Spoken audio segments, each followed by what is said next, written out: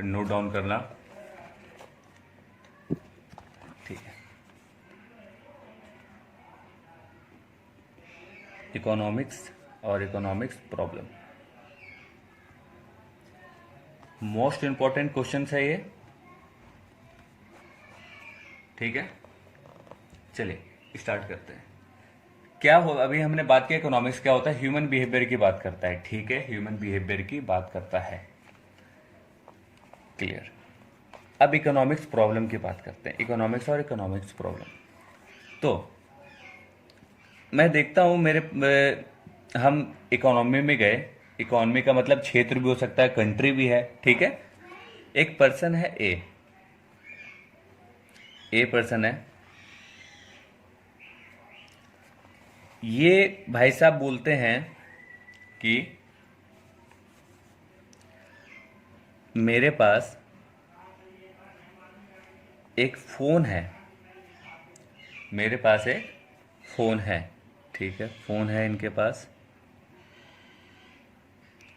जो कि कीपैड में है। ठीक है, कीपैड में एक फ़ोन है इनके पास।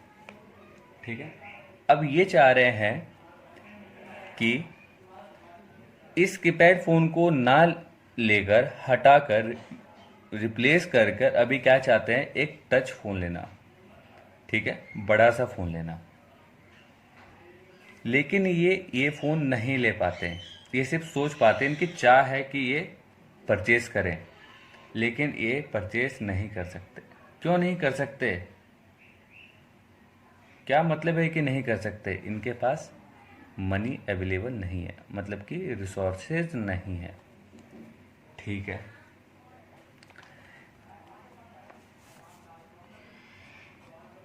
फिर एक यहाँ पे मान लो आजकल का ट्रेंडिंग फ़ोन आईफोन है। ठीक है, कह रहा है जब मैं ये नहीं परचेज करता, एंड्रॉयड फ़ोन जब मैं परचेज नहीं कर पा रहा हूँ, तो मैं आईफोन क्या परचेज करूँगा, फिर मैं ये भी नहीं कर पाऊँगा।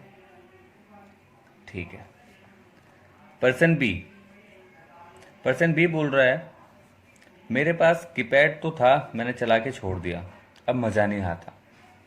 मेरे पास टच फ़ोन भी है, आई हैव, ये भी है, मेरे पास टच फ़ोन भी है। ठीक है, लेकिन मेरे पास आईफोन नहीं है। I want to purchase this phone. मैं आईफोन परचेज करना चाहता हूँ, बट मैं नहीं खरीद सकता। क्यों? क्योंकि मेरे पास मनी नहीं है, इसलिए मैं इस फ़ोन को परचेज नहीं कर सकता। ठीक है जी, अब आते हैं सी की बात करते हैं। सी कह रहा भैया मेरे पास ये फ़ोन तो है, मेरे पास एंड्रॉयड भी है, पक गया मैं चला चला के, मेरे पास ये आईफोन भी है, लेकिन अब मैं ये चाहता हूँ कि मैं इसके अलावा भी कोई फ़ोन यूज़ करूँ। मैं बहुत टाइम से ये फ़ोन यूज़ कर रहा हूँ, मैं ये चाहता हूँ कि अब मैं गोल्ड का फ़ोन चलाऊँ। ठीक है, अब मेरे पास क्या होना चाहिए, एक गोल्ड का फ़ोन होना चाहिए, रियल गोल्ड का फ़ोन होना चाहिए। मैं ले तो लूँगा, लेकिन मेरे पास क्या नहीं है, मनी नहीं है। मेरे पास क्या नहीं है, मनी नहीं है। अगर मनी होता तो मैं ये गोल्ड का फ़ोन ले लेता। चलिए अब हम बात करते हैं अंबानी जी की। डी में ले लेते हैं अंबानी जी को। वो बोले यार ये तो बहुत पहले चला लिया, ये भी चला लिया, ये तो है ही, लेकिन मेरे पास जो ऐसा फ़ोन है जो कि बिजनेस पर्पज भी काम होता है। ठीक है, मेरे पास तो ये वाला भी फ़ोन है, गोल्ड भी, डायमंड भी, लेकिन मैं खुद से एक ऐसा फ़ोन प्रोड्यूस करना चाहूँ, या मैं एक ऐसा फ़ोन लेना चाहूँ जो कि पूरे रेस्ट ऑफ द वर्ल्ड में ना हो। ठीक है, लेकिन सब में एक बात आ रही है कि कोई ना, जितने भी पर्सन यहाँ पे A B C D, Ambani ji को भी हमने ले लिया, वो भी चाह रहे हैं, मतलब कि क्या, इनका वांट्स है। और वांट्स हमने देखा कैसा है, वांट्स है ह्यूमन का अनलिमिटेड, मतलब कि मानव की इच्छाएं क्या है, अनंत है। कितने भी हमारे पास पैसा आ जाए, बट वो पैसा हमारे लिए कम ही होगा। अगर मेरे पास अभी एक मान लो कार हो, तो मैं सोचूंगा नहीं अब इस कार के अलावा मैं कोई और कार लूं। क्लियर? तो ह्यूमन के वांट्स क्या हो रहे हैं यहाँ पे, अनलिमिटेड हो रहे हैं। ठीक है, आई बात समझ में?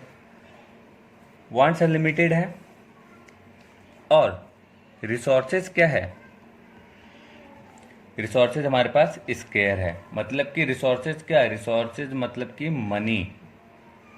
मनी हमारे पास स्केयर है, मनी ही नहीं है भैया। अगर मनी रहता तो हम खरीद नहीं लेते ये सब फ़ोन।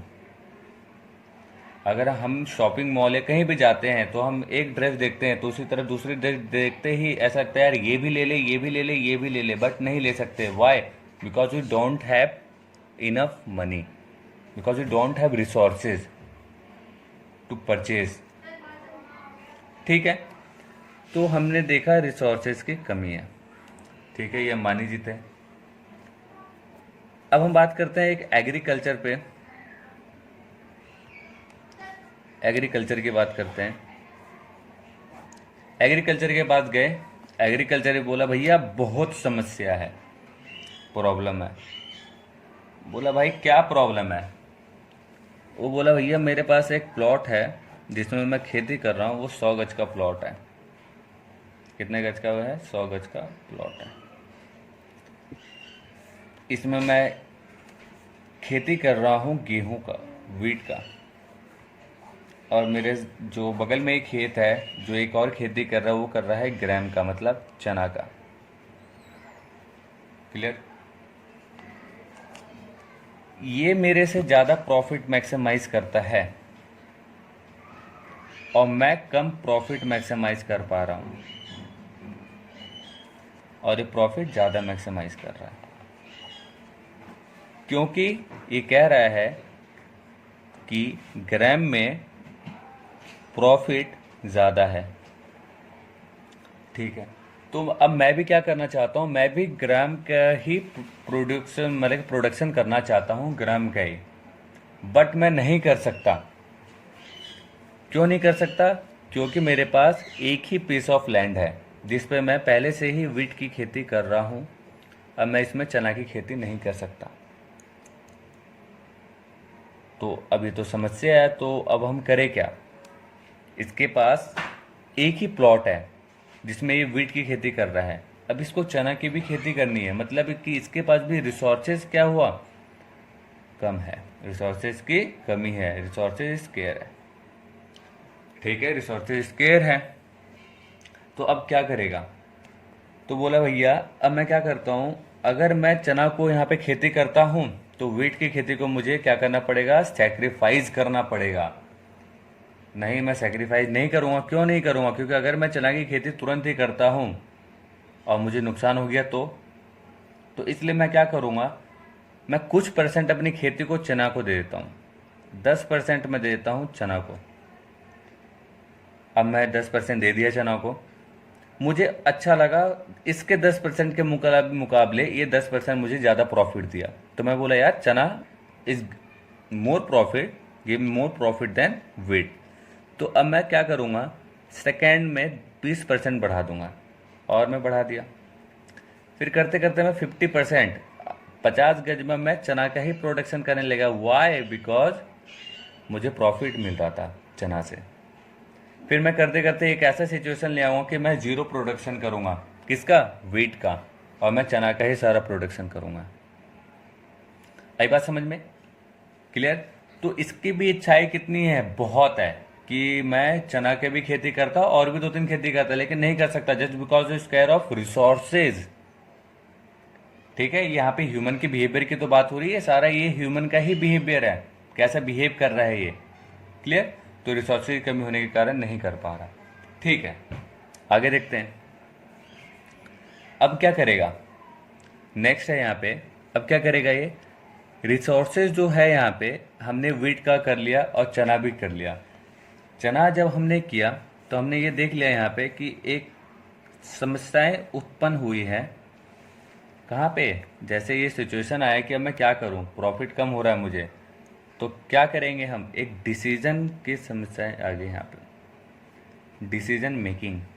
अब मुझे क्या करना होगा? यहाँ पे डिसीजन लेना पड़ेगा, मैं क्या करूँ, व्हाट शुड आई डू, मुझे क्या करना चाहिए?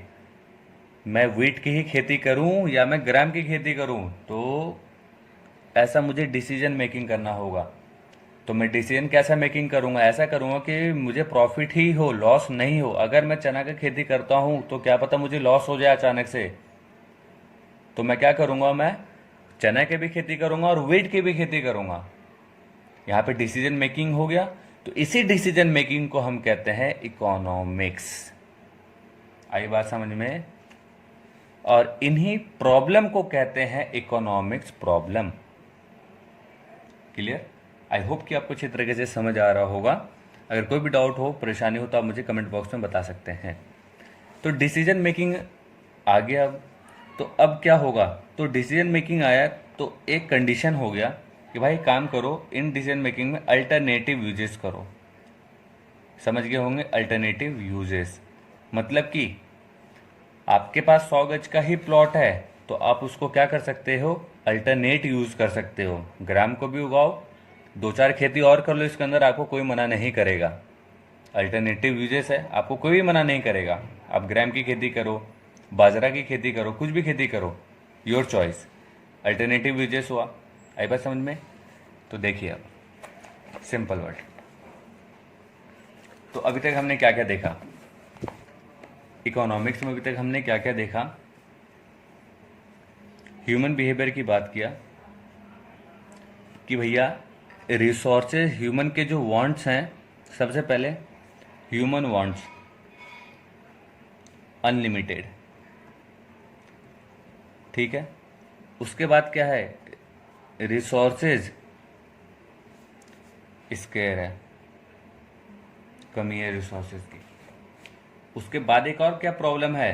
अल्टरनेटिव है यूजेस, अल्टरनेटिव यूजेस ऑफ किसका? रिसोर्सेज का।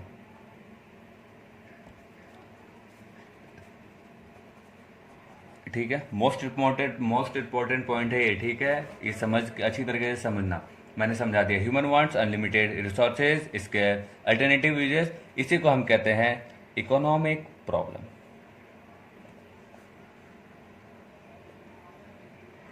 ठीक है, इसी को हम कहते हैं इकोनॉमिक प्रॉब्लम। क्लियर?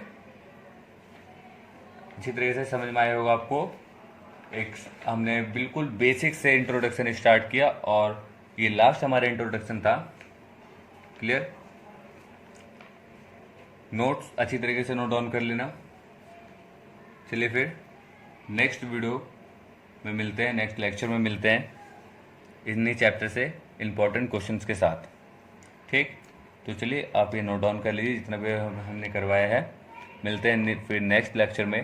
तो चैनल को ज़्यादा से ज़्यादा लाइक करें, सब्सक्राइब करें, सपोर्ट करें, और कुछ भी अगर इससे फ़ायदा हो रहा हो तो प्लीज़ कमेंट बॉक्स में बताएं और सपोर्ट करें चैनल को ज़्यादा से ज़्यादा। मिलते हैं फिर नेक्स्ट लेक्चर में। This is Shubham from Shubham coaching, south Delhi. Thank you.